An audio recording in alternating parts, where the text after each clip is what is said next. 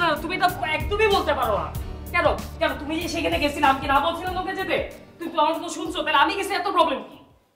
না না না সাদিয়া, তুমি এটা কখনো করতে পারো না। না সব দোষ আমার কেন হবে? না আমি শাউট করতেছি, তুমি শাউট করতেছো, একদম সরাসরি বেশি বিরক্ত করতেছো তুমি আমাকে। সিয়াম, সকাল সকাল কি শুরু করলি? আচ্ছা, রোজ রোজ ঝগড়া না করলে তোর ভালো লাগে না? না এগুলো কি? একটু মানিয়ে চলতে পারিস না? আরে মোবাইলটা কি দোষ করলো বলতো? আমি বুঝি না।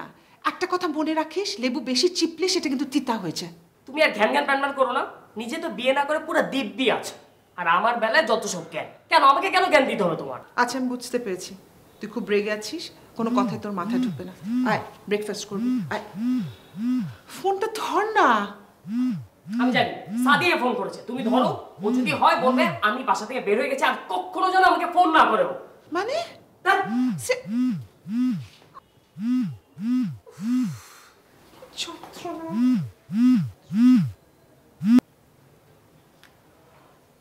হ্যালো সাদিয়া।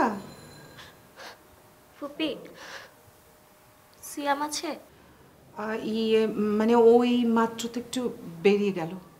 ফুপি তুমিও?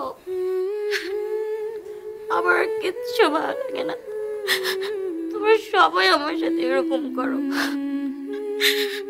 আমি একদিন এরকম কিছু করব, সেদিন তোমরা সবাই বুঝবা।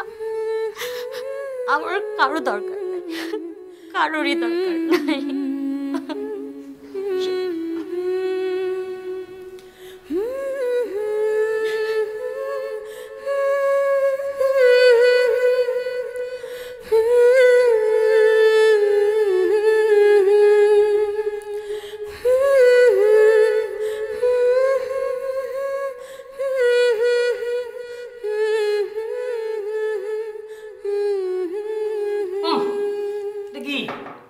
ডিম ভাজির অন্য কিছু, এত লবণ দিয়েছো কেন?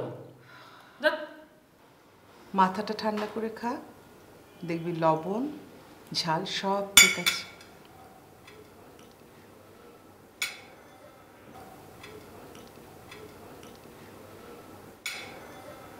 কি রে, এত আস্তে আস্তে খাচ্ছিস কেন? তুই ক্লাসে যাবি না?